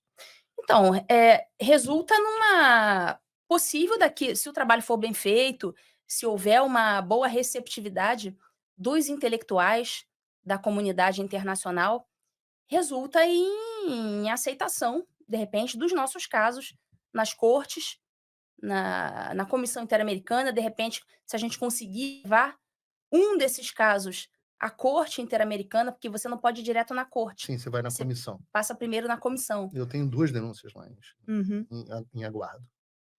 Então, não só esse trabalho, como o trabalho também junto aos congressistas. Eu estive em Washington recentemente, assim, em menos de um mês, eu tive 2 vezes em Washington. Então, eu conheci pessoas de lá de dentro do Congresso americano que têm um trâmite nessa seara dos direitos humanos, e um monte de gente já sabe do meu caso. Enfim, a gente faz um trabalho também de aproximação dessas pessoas que mexem com direitos humanos aqui nos Estados Unidos, e a gente pode ter algum tipo de sucesso na comissão. E, além disso, também levar esse conhecimento aos intelectuais da justiça daqui, de forma que eles tomem conhecimento, consigam evitar que isso aconteça nos Estados Unidos, e conforme eles vão fazendo uma produção acadêmica, aquilo serve também de apoio para um reconhecimento internacional daquilo que está acontecendo no Brasil. E uma coisa que acontece desde sempre: nenhum ditador gosta de ser exposto. Sim. Nenhum. Se você lê qualquer livro, por exemplo, O próprio Stalin, né? Stalin, aquele O New York Times New York encobertou. Times que acobertou o Holodomor, o Walter Duranty. Walter Duranty exato. era o correspondente do New York Times na década de 30, em Moscou. E esse cara, ele estava lá servindo como um propagandista do regime de Stalin. Então, em vez de Ganhou ele falar, o Pulitzer por isso. ganhou o Pulitzer. Ganhou um E, Pulitzer. aliás, esse Pulitzer nunca foi cancelado, você sabia? Nunca foi. E o Então, New York Times agora, recentemente, pediu desculpas, finalmente, quase 70 anos depois, mais de 70 anos depois, eu nem sabia que eles tinham pedido pediram desculpa. desculpa. Mas tinham que ter cancelado o prêmio. Não, o Pulitzer não cancelou. Não cancela, né? Para a Então, esquerda, assim, não. historicamente, os ditadores, eles gostam de ser aplaudidos e eles precisam da propaganda do regime. E a propaganda do regime hoje no Brasil está muito clara. Toda essa mídia mainstream, agora com esse episódio aí que veio à tona da Mind, o símbolo do infinito lá. Mind 8. Mind 8, que o 8 é o 8 deitado assim, né, o infinito. Quando veio esse episódio à tona, aquilo ali é o verdadeiro gabinete de mensagens combinadas, né? Aquilo é absolutamente escandaloso. Eu vou abordar isso no Paulo Figueiredo Show de amanhã, porque esse é, para mim, o grande caso que merece atenção no Brasil nesse momento. Aliás, eu quero saber se o Ministério Público Eleitoral no Brasil vai investigar a Mind 8 e a propagação de notícias favoráveis a um dos candidatos no processo eleitoral. A Carla Zambelli, deputada, encaminhou um ofício à EBC questionando os detalhes relativos à produção do programa Belas Raízes, babá. Ela está fazendo ofício e não só isso, a Zambelli está com o objetivo de talvez até pedir uma CPI para investigar o caso. Mas esse caso, para mim, é um caso onde os congressistas precisam gerar atenção em cima desse troço, porque a estratégia dos caras, e eu falei isso no meu Twitter hoje, é muito clara. Eles apagam os perfis, botam ali bloqueados, a mídia vai acobertar o assunto, então ela não vai falar mais. A internet tem mais ou menos a atenção de um labrador. Em 2 segundos a internet já muda de tema. Uhum. E esses caras daqui a pouco voltam com outros nomes fazendo as mesmas coisas. Isso aí. Com dinheiro do governo federal e sob a internet regulada pelo Xandão, Lula, Flávio Dino e companhia. Uhum. Isso aí. Então essa é a estratégia, esse é o sumiço. Então se os deputados, se as pessoas de casa não colocarem esse assunto, chama de hipótese do agendamento, né? Não agendarem isso dentro da discussão pública, a imprensa não vai fazer. Uhum. Não, de jeito nenhum. A imprensa vai fingir que nada ocorreu.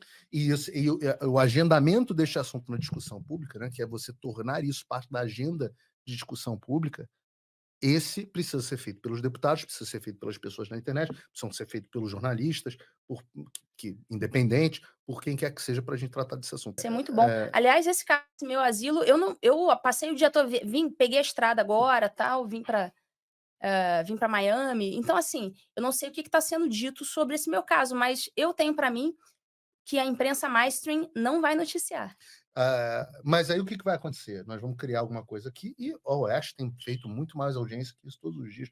A Oeste está espetacular. Excelente, o Oeste Sem Filtro, eu assisto sempre. Eles têm batido um espetáculo de audiência. Mas o que é mais impressionante é que daqui a pouco a Oeste vai ter que estar aqui. Sim, ainda não chegou na Oeste. Porque essa história que você falou no início hoje, o Brasil já é uma ditadura, que isso te revolta, e nesse ponto eu vou fazer uma coisa que eu vou concordar com o Lula. Pelo menos parcialmente. Porque a democracia ela pode não ser relativa, mas a ditadura é. Porque tem graus. É igual um inferno. O inferno tem círculos. Né? O Dante mostrava que você tem os círculos do inferno. Sim. Então, já viramos uma ditadura. Não. Como a Ludmilla disse, quando o Estado Democrático de Direito começa a ser abolido, eu tenho as minhas críticas grandes à forma como a Lava Jato foi conduzida, o processo de transferência, de saída do Estado Democrático de Direito, do Império das Leis, ele foi gradual. Mas ele ainda não acabou. Ele não está nem perto do fim. Então, por que eu quero dizer isso? Relativamente à Coreia do Norte, a China é democrática. Perfeito, perfeito. Relativamente a Cuba, Venezuela é democrático. Uhum. Então, a Dá situação para piorar ainda. Aliás, o Brasil ainda tem vai espaço piorar. para piorar pra Vai caramba. piorar. Vai E piorar. vai piorar. Agora com o Dino e com o Gonê, vai piorar. Nós fizemos eu fiz uma entrevista com você no Paulo Figueiredo Show, onde você chamou a atenção para os perigos da sabatina do Gonê, Uhum, das coisas. isso. Lembra disso? Aliás, porque eu falei pro Paulo, olha, estava todo mundo prestando atenção no Flaviano, só que o que mais me preocupou ali foi um determinado trecho da sabatina do Gonê, Do PGR. do PGR. E ele deu uma ali de Miguel, não lembro nem a palavra que ele usou, mas era algo. Algum senador perguntou para ele o que ele achava dos inquéritos, não sei o quê, e aí ele deu aquela saída pela tangente, fingiu que não era com ele, eu não tenho conhecimento. Não, tenha dó, senhor Paulo Gonet, tenha dó. Vai entrar para a PGR e não tem Não conhecimento do tem inquérito do conhecimento, fim do mundo? tenha dó. Tentando dar aquele migué, Somebody love. aquele somebody love, e ele foi e mandou acho perfeitamente possível, a abertura, uma coisa assim que ele falou, a abertura dos inquéritos por outros órgãos. Eu não lembro exatamente os termos que ele Basicamente, usou. ele disse que achava ok o STF abrir de ofício um inquérito. Foi isso que deu a entender, que era ok o STF abrir inquéritos de ofício. Então, assim, a gente está bem mal parado com essa declaração dele aí. Agora, não sei, eu espero, assim, claro, muito meio que inocentemente, que ele tenha falado isso porque não quer desagradar, mas eu espero que ele chegue na hora e faça diferente. Não que eu Spoiler. ache que isso vá acontecer, mas, enfim. Spoiler, não vai acontecer. Inclusive, eu publiquei no Locals uma notícia essa semana eu não me lembro qual foi a jornalista, mas porque todas elas, para mim, são a mesma coisa, né? São corpos diferentes ocupados pela mesma entidade. Mas eu acho que foi a Malu Gaspar. E a Malu Gaspar era uma espécie de assessora de imprensa do Alexandre de Moraes. Então, é uma relação bacana, porque é bom para o Alexandre e é bom para a Malu Gaspar. O Alexandre vaza, não sei se ele vaza, mas alguém que tem acesso aos inquéritos que ele comanda, para não ser aqui leviano, vaza as informações, a Malu Gaspar, a Piauí, a Folha, o Globo, eles vão lá e publicam essas informações, então eles dão um furo, como gostava de fazer a Patrícia Campos Melo. Eles vão... Ué, mas ela que disse, porra, não fui eu. Vocês estão pensando, né? Hans River, vocês é que estão pensando de maldade aqui, eu estou falando só do trabalho jornalístico. Aí a pessoa vai lá, dá o furo, e é bom porque com isso eles fazem o wrap-up smear, né? A difamação embrulhada. E ela publicou uma notícia, a coluna dela, para ser mais preciso, foi um jornalista na coluna dela, publicou há 2 dias atrás a expectativa de que agora o Gonê, sob o Gonê, a PGR atue de forma alinhada com o Supremo Tribunal Federal. Interlocutores do Supremo Tribunal disseram que essa é a expectativa. E, Lud, o Alexandre de Moraes não teria feito um lobby, traído o Rodrigo Pacheco, que era o candidato dele, não teria feito um lobby para o Gonê, o Gilmar Mendes não teriam feito um lobby para o Gonê, e o Lula não teria indicado o Gonê se a posição dele já não fosse claramente a de eu vou arrebentar o Bolsonaro e eu vou perseguir os bolsonaristas. Porque eles dizem que é isso que precisa ser feito. Então, minha expectativa é de que a PGR passe igual a da Bela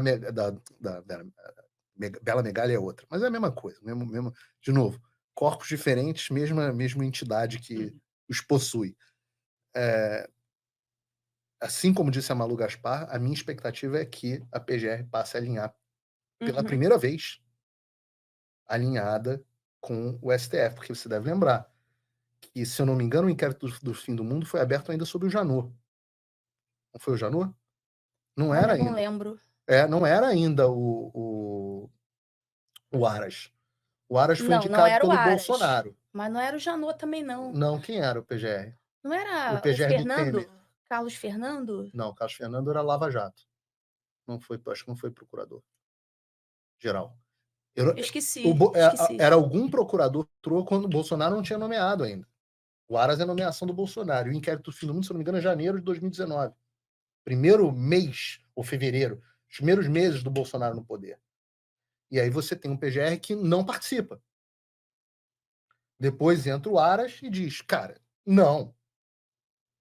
E quando sai o Aras agora e entrou essa interina, termina o mandato do Aras, ela também não endossou várias ações Uhum, do Alexandre, inclusive nos atos do 8 de janeiro. sim, Então, havia ainda um freio na PGR. havia. Aliás, eu não posso falar sobre o meu processo no inquérito do fim do mundo, mas eu gostaria muito que o Alexandre de Moraes retirasse o sigilo, porque seria Pô, muito todo mundo. interessante, Alexandre, que o povo soubesse o que a doutora Lindora Araújo escreveu no meu processo. O senhor poderia Eu tive abrir, né? acesso a várias coisas que a Lindora escreveu em vários processos. Eu não vou dizer, o processo está em sigilo, mas seria muito bom, acho que o público Eu sou gostaria muito de jornalista, saber eu o que a doutora Lindora escreveu sobre o meu caso. sou jornalista, eu não tenho que respeitar sigilo. É verdade, não é? Sim, perfeito, Tô perfeito. correto ou não tô Está correto? correto. Eu não respeito sigilo se a informação. E chegou até a mim, várias coisas que a Lindora já disse que estão em sigilo em processo chegaram até a mim. Eu só estou estudando a melhor forma de dar Aham, corpo para divulgar essas informações. Mas coisas que ela disse, inclusive nos processos do 8 de janeiro. sei. E são escabrosas contra o Alexandre. Aham, Eu tenho o dever jornalístico de tornar isso público.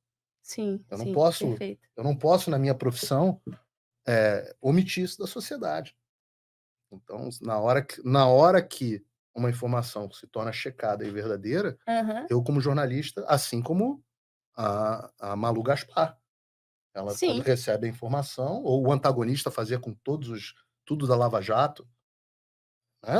Quantas coisas da delação do Mauro Cid, que estão sob sigilo, já se tornaram públicas aham, por vazamento. O jornalista não tem a obrigação de manter sigilo de processo. Quem tem a obrigação de manter sigilo de processo é a autoridade e as uhum, partes do processo. Estou errado? é isso aí. Então, A gente não sabe exatamente quem de lá vazou. exato. Alguém de lá vazou, E o meu né? sigilo, sou obrigado, pela ética profissional, a manter o sigilo das minhas fontes. Aham, Então, me perfeito. aguardem. Me aguardem. Lud, que as pessoas podem te seguir agora, então vamos lá. Pelo, primeiro lugar, o Locals, que é a rede que mandou um dedo Locals, do meio pro Xandão também, porque isso. não obedeceu. O Locals já recebeu Recebeu ordem a do mesma Alexandre? ordem do Rumble. Tá, e não obedeceu. Bom, então o Locals, aparentemente, pelo menos até agora, inderrubável.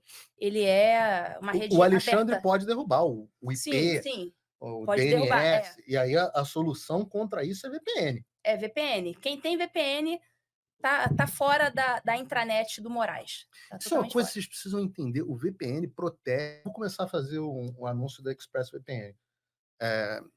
Estou fechando uma parceria de anúncio com eles. Aham. Porque Isso aí que eu já ia falar isso. não, O eu pessoal corri que atrás. quiser parceria para a gente divulgar VPN, seremos Cara, garotos propaganda. vou falar todo dia no Paulo Figueiredo Show agora. Eu acho que vai ser o ExpressVPN, já estou até adiantando. Mas quem fizer patrocínio comigo, porque assim, o VPN ele protege a sua internet de hackers, ele protege a internet de bisbilhoteiros, como a gente tem bisbilhoteiros ilegais no judiciário brasileiro. Lembrem do Fishing Expedition enorme, né? Monumental, que saiu em janeiro do ano passado, né? Do Exato. Moraes. Fishing Expedition, o Moraes deu uma ordem, para quem não lembra, que é suficiente você ter conversado com alguém que teve Com 8 pessoas. 8 pessoas. Foi uma ordem contra 8 pessoas. Isso foi, acho que, janeiro do ano passado, coisa assim. 2023. 2023. E qualquer pessoa que tivesse contato com uma daquelas 8 pessoas, que a gente não sabe quem são, Uhum. seriam investigadas também. Então a E gente também com presume terceiros. Quem tivesse contato com quem teve contato. contato com quem teve contato, ou seja, O meu irmão parou de falar todo comigo mundo. no WhatsApp por causa disso, sabia? Ah, é? Ele é tão bolado com essas coisas. Aham. Agora ele se mudou para os Estados Unidos também, já mandou um dedo no meio. Mas vai fazer o quê? Mas ele ficava assim, não vou falar com você, que senão vão me grampear. E um monte de gente. Um monte de gente. Mas se você tem VPN, nenhum ditador... É o que se usa na China, pessoal. Vocês entendam. VPN é o que se usa na China, é o que se usa na Coreia do Norte, é o que se usa em Cuba, é o que se usa na Venezuela. Essa é a situação do Brasil. O Brasil já tem mais de 1000 sites bloqueados na Anatel por ordem do Alexandre. Né? Aceitem. Vocês já não têm mais acesso à internet. Flávio Dino já disse que liberdade de expressão para ele é uma falcatrua. Então, ou você usa VPN, ou você está sujeito ao que o Alexandre quer que você saiba, que você não saiba. E não tem nada de criminoso nisso, tá? É só para deixar claro. Anunciar VPN é o que quantas pessoas não fazem, youtubers e etc. Então, inclusive é direto. Eu ouço aqueles podcasts do Daily Wire, o podcast do Jordan Peterson, por exemplo. Durante o podcast, às vezes eles cortam o podcast e entra uma propaganda de VPN. Exato. Assim. Acho que é do próprio Express, inclusive. O ConnectCast, que é um podcast que eu assisto no Brasil de luta, eles anunciam VPN. E não é por causa do Xandão. É para proteger a internet, pô. Se proteger de malfeitores. Sejam eles no judiciário ou fora do judiciário. Você é dono da tua internet, pô. A internet é sua. Quem paga é você. O direito de liberdade de expressão é teu. Lembre que agora temos Flávio Dino no STF. O tempo da liberdade de expressão absoluta acabou. Aí ele sempre fala... Esta falcatrua que é a liberdade de expressão. Não, aí agora, a falcatrua, agora eu vou dizer qual que foi a falcatrua dessa frase do Flávio Dino, que eu não sei se vocês perceberam o engodo dessa frase. Porque aí ele fala assim, a galera fala, esse tempo da liberdade de expressão acabou, que absurdo essa frase do Flávio Dino. A Flávio Dino vai e fala assim, não foi isso que eu disse. Eu disse que esse tempo da liberdade de expressão absoluta acabou. Para dizer que, não, liberdade absoluta não pode ter, você tem que ter ressalvas. Mas o Flávio Dino, vai dizer que você não sabe que não existe liberdade de expressão absoluta no Brasil, tanto que existem os crimes de ameaça, crime contra a honra, injúria, calúnia, difamação. Isso significa que a liberdade de expressão no Brasil não é absoluta e jamais foi, tanto que existem crimes contra a honra. Então você não pode falar o que quer. Nós não temos liberdade de expressão absoluta. Mas aí o senhor de ilibada reputação e notório saber jurídico falou cinicamente que este tempo da liberdade de expressão absoluta acabou, como se já tivesse havido algum tempo de liberdade absoluta. Então, assim, é engodo atrás de engodo. E as pessoas, né, vão aceitando aquilo ali. As pessoas podem te seguir no Locals, que é ludmilogrilo.locals.com. ludmilogrilo.locals.com. No Locals, pessoal, vocês se inscrevem lá, é de graça. Quem quiser apoiar, claro, financeiramente o canal, para que eu possa continuar produzindo esse trabalho. Tem conteúdos exclusivos para apoiadores. Mas quem não puder pagar, quem está endividado, não tem dinheiro, não tem problema. A pessoa está numa situação difícil. A pessoa está na situação Inclusive, difícil. Quem entra de qualquer forma, gratuitamente. Quem nos apoia, paga pelo conteúdo gratuito de quem não consegue apoiar. Exatamente. Então, se inscreve lá. Para se inscrever, é gratuito, você não vai pagar nada, não precisa ficar com medo. Clica lá, se inscreve. Você vai receber os meus e-mails. Então, se for derrubada uma rede social, eu vou criar outra e você vai saber onde eu estou. Eu abri um novo Instagram, que é o Ludmila Grilo 2. Eu vou compartilhar. Ludmila Grilo 2. Agora, inclusive. Esse Instagram caindo, eu vou abrir um terceiro. Inclusive, para os saudosos dos tempos das caixinhas de pergunta, eu vou voltar. Então, eu acho que era o ponto alto, quem acompanhava o meu trabalho, era o ponto alto ali das redes sociais. Embora o meu Twitter fosse muito popular, eu acho que o pessoal realmente interagia, se divertia e aprenderam nas caixinhas de pergunta. Elas vão voltar. Então, para isso, vocês vão saber qual é a minha rede social do momento. Tá bom? Para isso, vocês vão ter que estar com o e-mail cadastrado lá no Locals, para que eu possa avisar vocês. Então, no momento, essas duas. Instagram, Ludmila Grilo 2. Acabei de compartilhar o seu Instagram no meu Instagram, no Real P Figueiredo 3, que eu já tô no 3, você ainda tá no 2. Respeita, tá? E a gente tem que respeitar os mais velhos. Os mais velhos. A gente tem que respeitar o nosso ancião, que é o Alan, que tá no 38. Não, o Alan é o Matusalém. Exato. Então, e a vocês que nos assistiram e deram essa enorme audiência, obrigado a todos. Quem puder se inscrever no canal, se inscreve no canal, dá uma curtidinha, manda para os seus amigos, porque essa história foi uma dessas histórias chocantes que a gente precisa contar. Porque porque a imprensa mainstream não vai contar. Ludmila, obrigado. Eu Parabéns. te agradeço aí pela confiança, Sempre. pela live, adorei. E vamos agora manter esse contato, né? Agora presencial. Exato. Agora presencial. Tanto eu como o Paulo somos vozes com as quais vocês podem contar aqui nos Estados Unidos. Já que vocês aí agora cada vez mais vão ser calados, vocês vão depender daqui a pouco do pessoal que está no exterior para fazer esse trabalho de informação. É isso. Obrigado mais uma vez ao pessoal da TV Flórida. Um beijo para Lili, que está aqui com a gente, nos acompanhando. E é isso, Otávio. Pode encerrar aí. Aonde? É no End, lá em cima. Não, mas sem vinheta, sem nada? Sem nada. Então, Só um beijo para todos. Deus abençoe o Brasil. Feliz Ano Novo. Feliz Ano Novo! O canal Endireitei teve a sua monetização do YouTube banida desde fevereiro de 2023 e recentemente, com o sucesso orgânico do canal graças a vocês, a própria plataforma tem nos perseguido com advertências sem justa causa, sem nos apontar o que foi supostamente infringido. Nosso canal depende de vocês e quem puder fazer uma colaboração, segue o nosso Pix na tela. Muito obrigado a todos vocês, fiquem com Deus e até o próximo vídeo.